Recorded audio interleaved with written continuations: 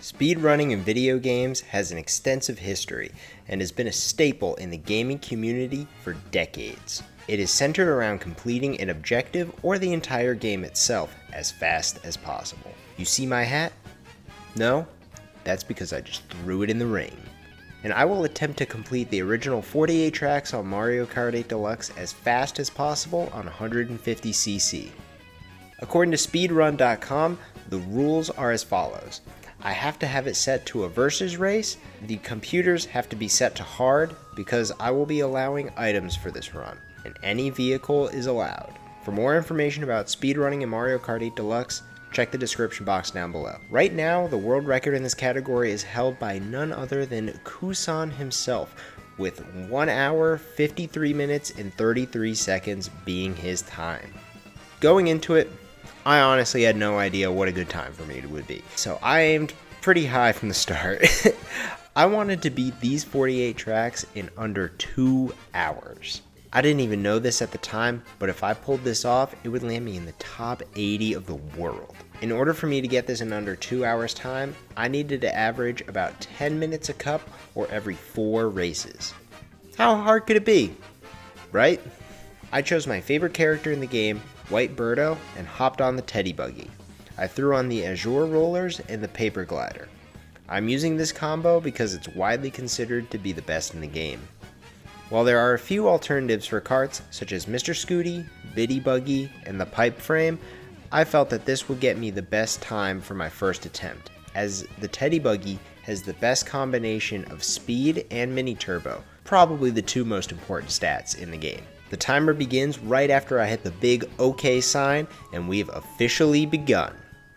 I start things off on Mario Stadium, a classic Mario Kart track, perfect to kick off this run. It started off well, and I took an early lead. I even managed to lessen the impact of a blue shell.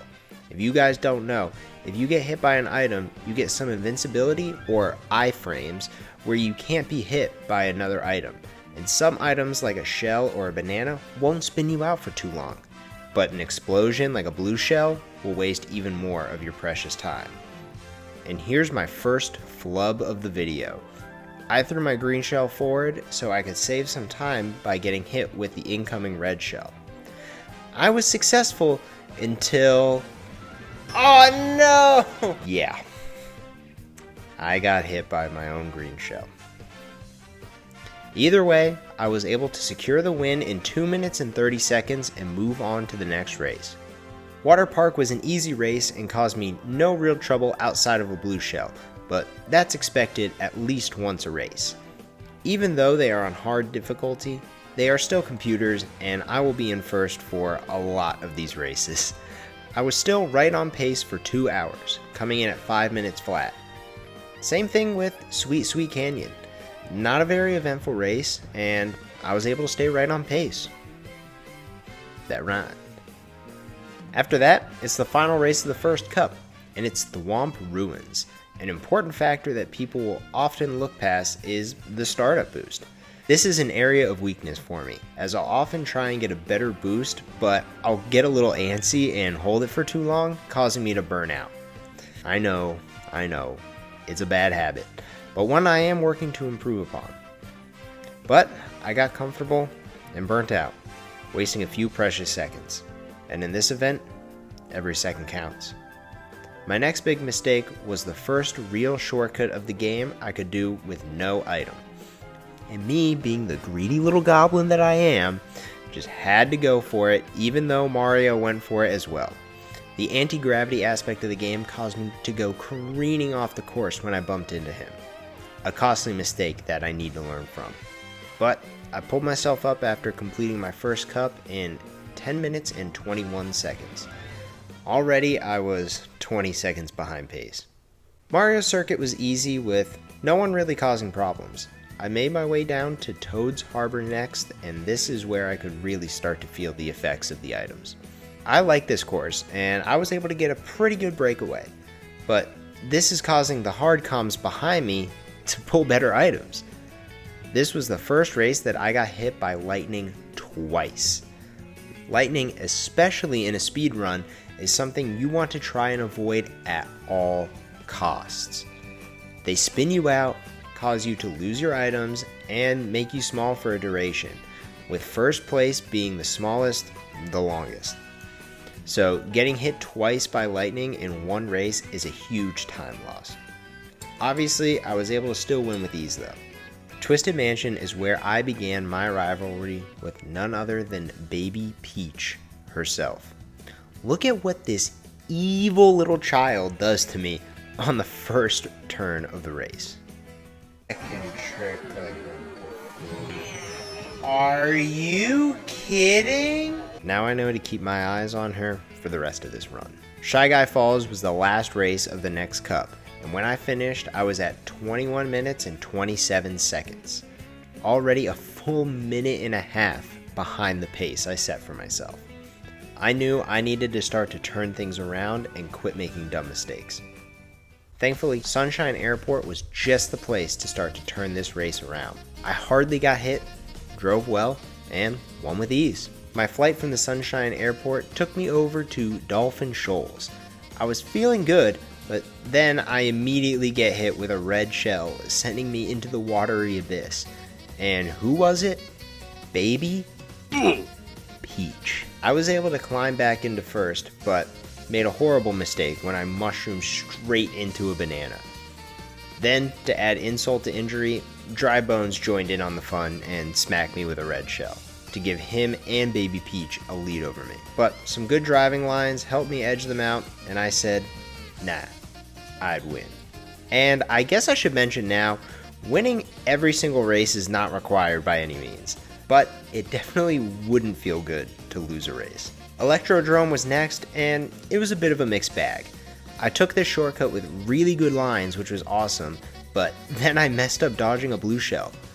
I'm not sure why I messed it up. I had already dodged a pair of blue shells this run, just something I gotta practice, I guess. Mount Wario is next, and this track never lets me down.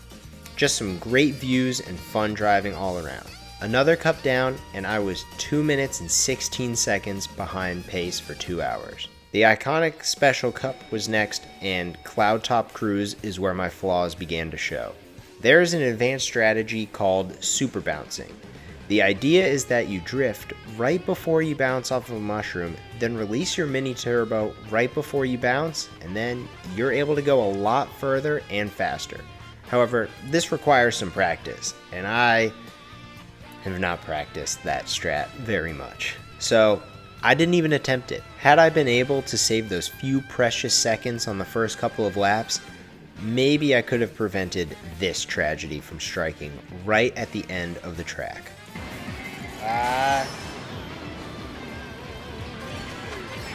Okay, not the end of the world. That wasn't too bad.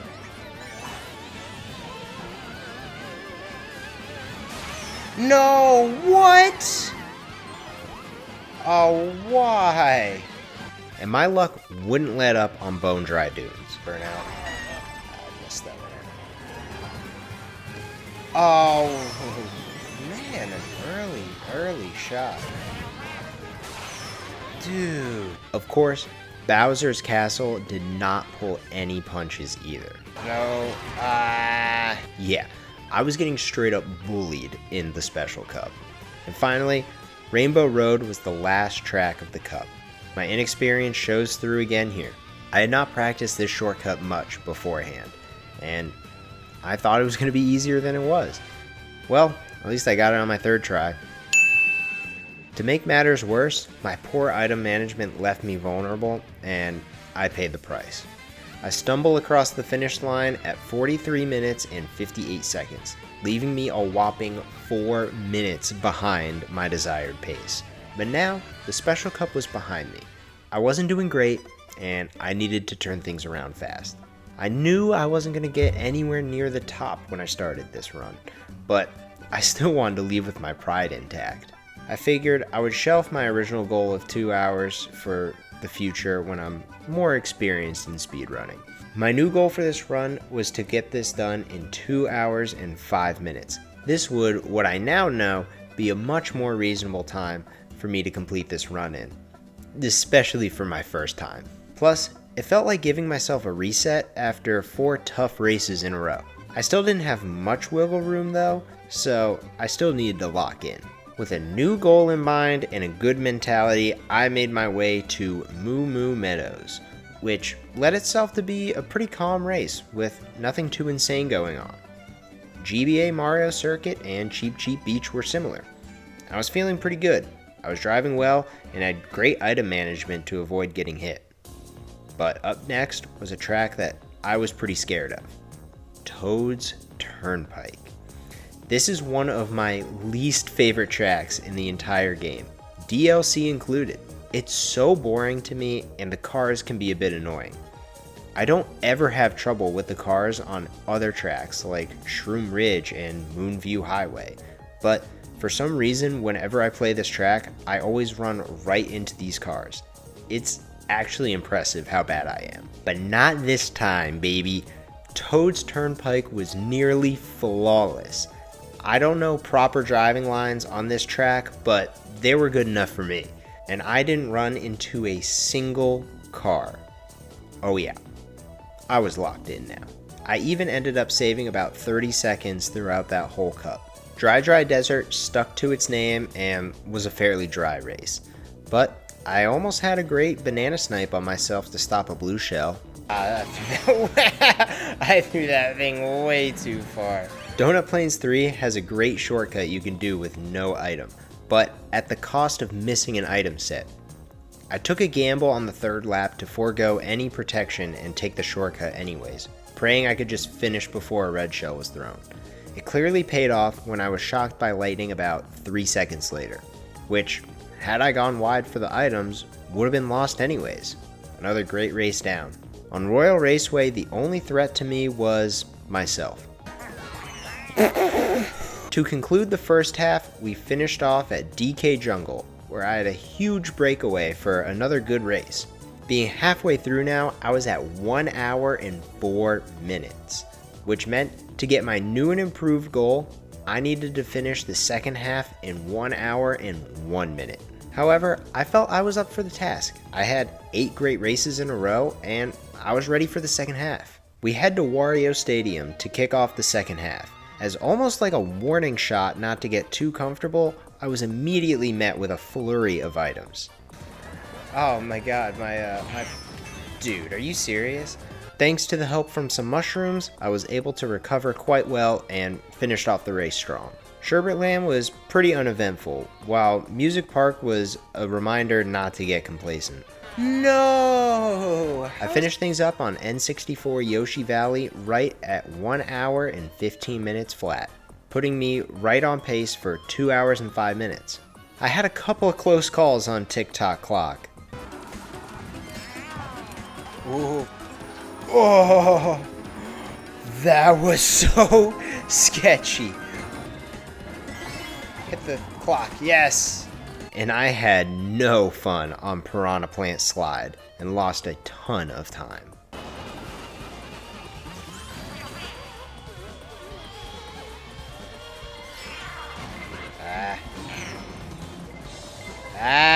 No. Dude. Can I move? The comms were clearly not going to let me have this easily. However, at this point in the run, I had clearly entered the flow state, and Grumble Volcano was a testament to show this off. A track that most would consider pretty tough, I was able to breeze right through, only getting hit by lightning once, and that was it. I breezed right through N64 Rainbow Road, Yoshi Circuit, and Excite Bike Arena, despite a couple of small time losses, but nothing major. Dragon Driftway is up next, and this course has a very cool shortcut you can pull off with no item. However, I have not learned how to do this, and from what I know, it is very hard to pull off. I played it safe for now and went around all 3 times, but this could be a potential time saver in the future, if I decide to learn it. As exciting of a track Mute City can be, thankfully this time around, it was not. I finished Mute City at 1 hour, 35 minutes, and 27 seconds, so I was now almost 30 seconds behind pace for my new time. Losing this time and being behind pace again was a bit disheartening, but I knew I could pull it off with a few good races. And then Wario's Gold Mine was just that, a pretty solid race to help me gain confidence. Then we went to SNES Rainbow Road, where I got a little too big for my britches. I was sick and tired of blue shells at this point, and I saw a blue shell headed straight for me. I thought I could save some time by jumping off the side, which would have actually saved me some time, except, yup, I got hit by the after effects of the explosion. A dumb mistake I won't repeat again. I drove over to Ice Outpost next, where things would take a turn for the worse.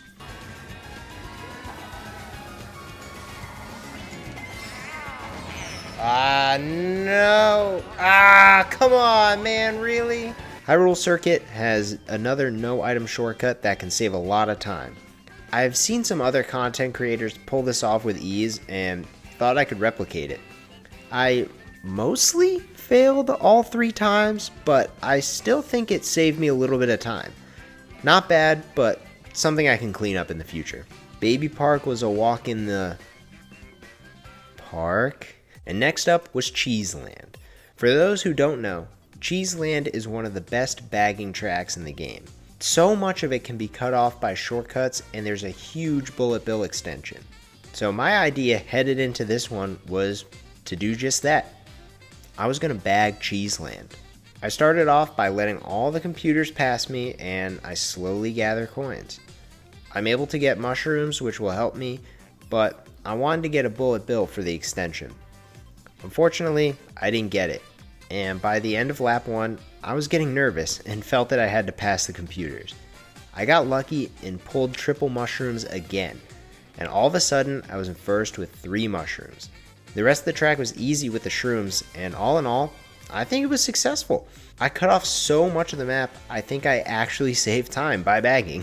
I breezed my way through Wild Woods, and during Animal Crossing, I passed the 1 hour, 53 minute, and 33 second mark, and officially lost to Kuzan. Never saw that one coming. I am now only 4 races away from finishing this run, and I need to get them done in 9 minutes and 40 seconds in order to beat my goal time. Neo Bowser City is a track that I was very worried about. It has a ton of tight turns, it's slippery, and I have a history of falling off of it.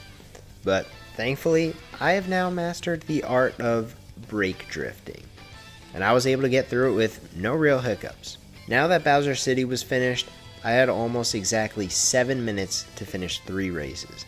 Ribbon Road was next, and I knew I would need to go for the shortcuts, which can be deceptively tricky to pull off, especially the second ramp.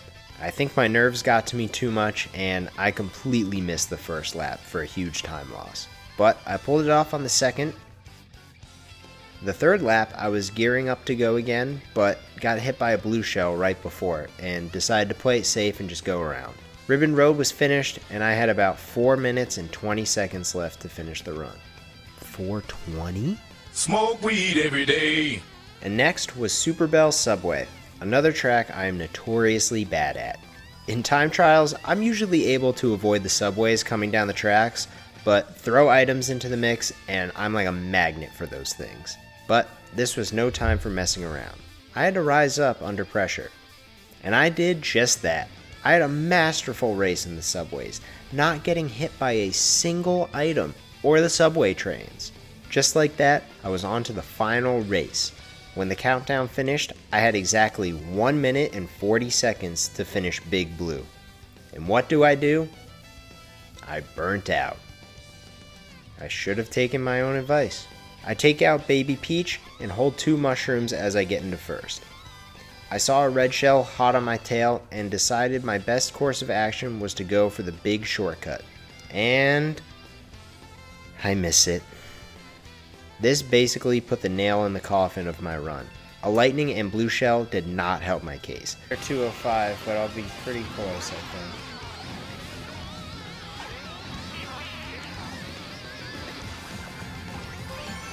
Taking a super big risk with that.